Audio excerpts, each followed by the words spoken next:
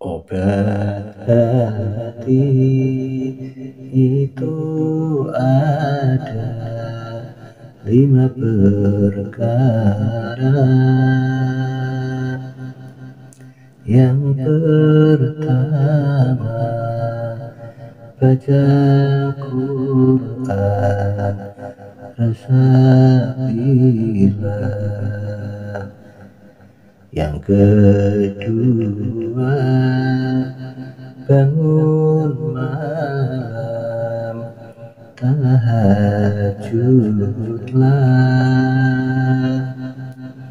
Yang ketiga, orang soleh dekatilah. Yang keempat, zikir malam perbanyaklah.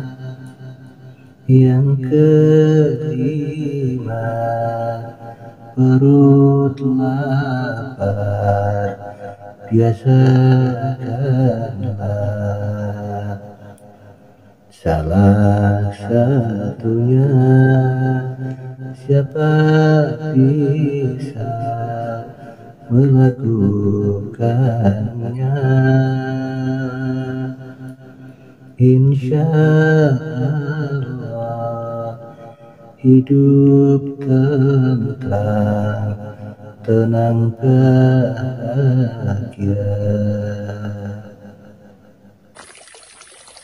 Assalamualaikum warahmatullahi wabarakatuh. Waalaikumsalam warahmatullahi wabarakatuh. Selamat siang, salam sejahtera untuk kita semuanya. Oke teman-teman, dulur-dulur dimanapun panjenengan semua berada, dan juga teman-teman dari KKN UMK Kudus. Ya, alhamdulillah pada siang ini nikmat Tuhan senantiasa tercurahkan kepada kita semua. Buktinya pada saat ini kita bisa ikut napak tilas, nitik jejak-jejak tokoh masa lalu yang sekarang ini kita sedang duduk-duduk di sini adalah berlokasi di Desa Sampok, Kelurahan Sampok, Kecamatan Gunung Bungkal.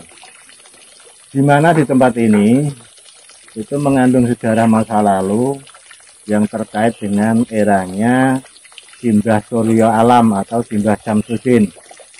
Yang beliau itu Simbah Suryo Alam atau Simbah Samsudin itu makamnya ada di Desa Kajen, berdekatan dengan makamnya Mbah Ahmad Mutamakin.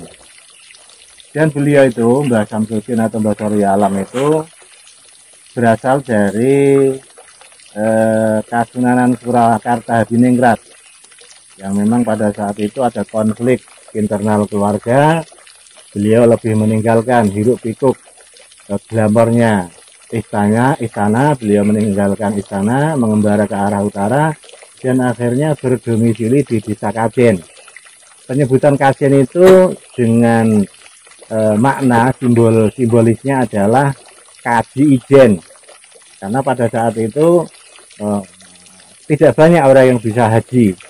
Di samping memang kendala dengan kemampuan finansial, kemampuan transportasinya dan lain sebagainya, maka jika ada orang yang telah mampu untuk pergi haji, itu berarti memang tokoh itu luar biasa, tidak umumnya orang pada umumnya. Nah, singkat cerita, beliau Mbah Samsudin itu adalah bagian daripada Padepokan Sunan Muria, karena beliau itu adalah muridnya Mbah Sunan Muria. Nah, suatu hari Mbah Samsudin itu hendak mengunjungi gurunya, dalam tanda kutip itu berziarah, karena pada saat itu Mbah Sunan Muria sudah wafat, dan beliau itu sebagai murid tentu ingin takzim, menghormati, menziarahi, silaturahim kepada makam gurunya. Nah, kebetulan rute yang ditempuh Mbah Samsudin itu adalah dari Kajen itu mengambil rute arah agak ke barat laut itu, dan melewati desa ini yang dulunya desa ini disebut Desa Bumiayu. Nah, pada saat itu menjelang waktu duhur, itu beliau tidak mengerjakan sholat duhur, tapi mencari-cari air untuk keperluan wudhu. Itu beliau tidak menemukan. celingukan kalau bahasa kampung. Nah setelah sampai di atas itu Mbah Samsudin itu melihat ada seorang perempuan yang sedang menggendong jun. Kalau jun itu alat perkakas, alat dapur yang terbuat dari tanah itu. Nah itu menggendong air di jun itu, lalu ditanya oleh Mbah Samsudin. Mbah Samsudin tahu bahwa itu adalah air.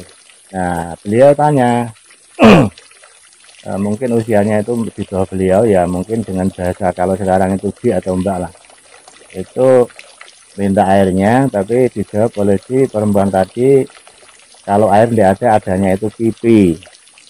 Itu bahasa yang agak seronok memang. Jadi makna yang tersirat dari kalimat itu adalah nek njaluk banyu gak tak wae, tapi nek njaluk ambung diwehi. Nah, Mbah Samsudin kan ganteng, wong priayi, ganteng, tinggi besar. Itu maklum orang kampung kalau terbiasa hari-harinya itu melihat pemandangan yang laki-laki yang kusut, ya begitu melihat sosok Mbah Samsudin kan merasa tertarik begitu kan, nah, seperti itu.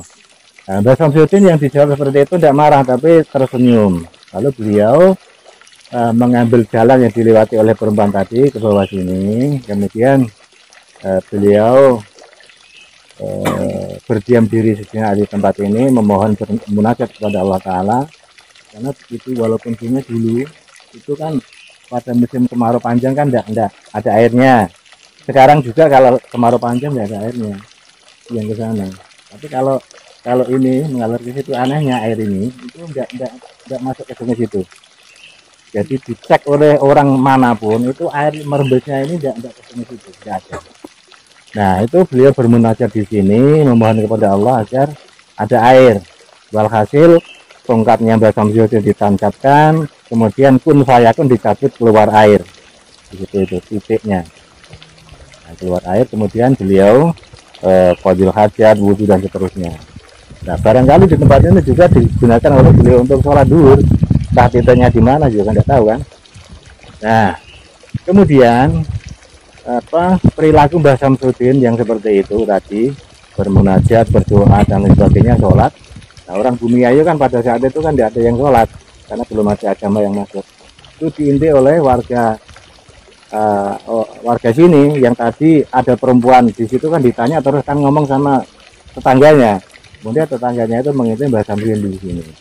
Nah ini kawasan ini dari sana ke sana itu kan banyak pohon kelampok.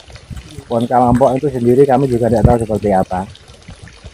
Cuma ceritanya banyak sekali pohon kelampok, termasuk di titik sini itu.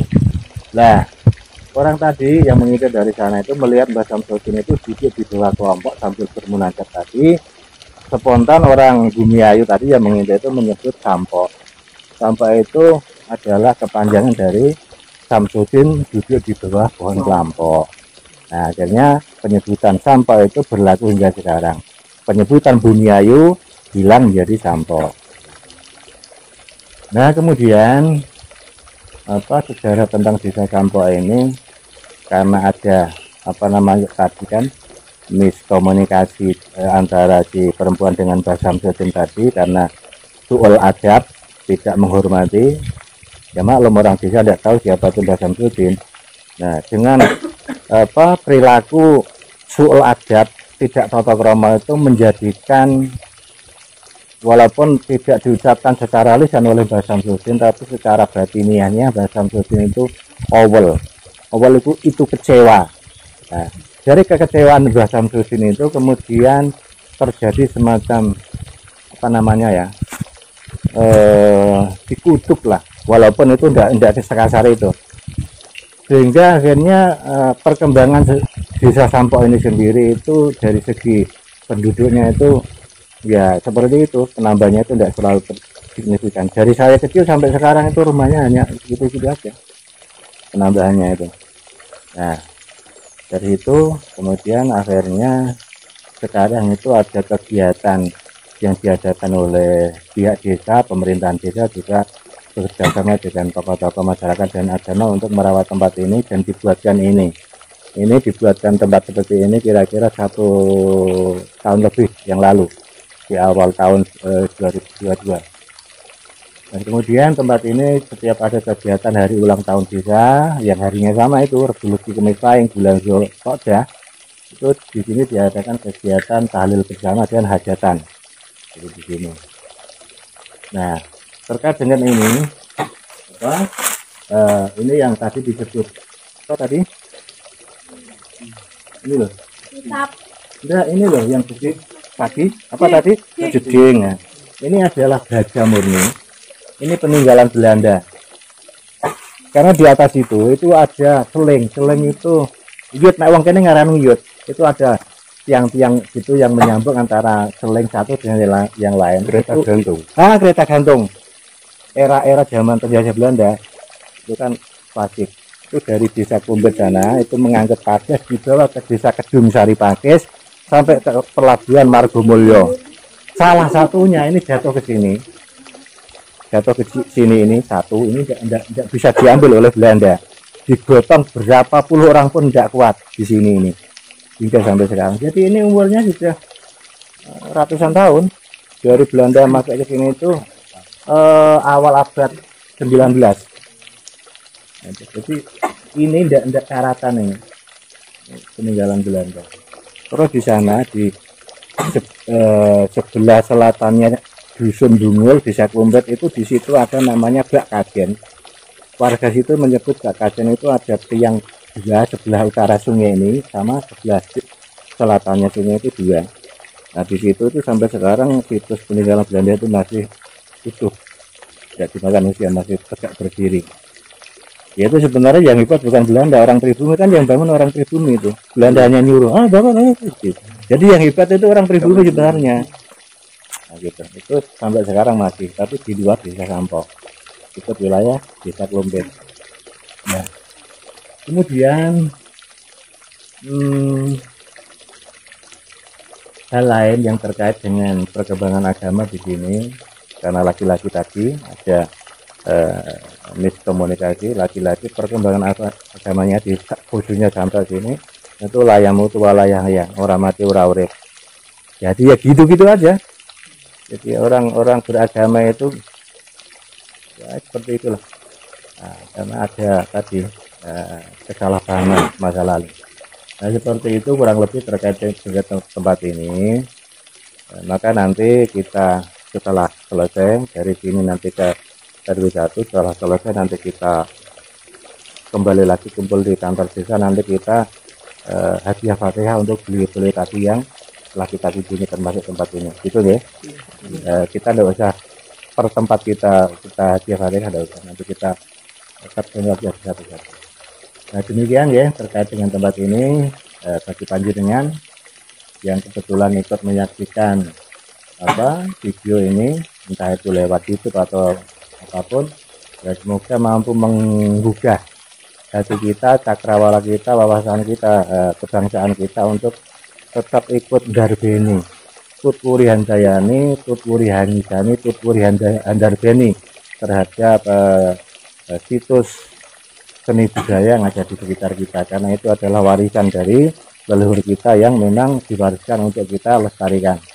Jangan sampai budaya itu nanti diklaim oleh bangsa lain yang akhirnya terjadi keributan seperti dulu Turiak Ponorogo diklaim oleh Malaysia yang baru ini ribut. Maka kalau perlu itu seni budaya itu dipatenkan, dihak patenkan. Iki waktu, nah pengen gunakno yang bayar, gitu. Nah demikian kurang lebih apa yang kami sampaikan terkait tempat ini. Ya sebenarnya kebenaran dari apa yang kami sampaikan itu adalah mutlak datangnya dari Allah Subhanahu Wa Taala, dan kesalahan yang kami sampaikan itu adalah karena kebutuhan kami sendiri. Maka ya lagi-lagi kebenaran dan kesalahan itu yang tahu hanya Allah Subhanahu Wa Taala. Begitu, wallahu a'lam bishawab. Wassalamualaikum warahmatullahi wabarakatuh. Waalaikumsalam warahmatullahi wabarakatuh. Salam NKRI harga mati. Salam.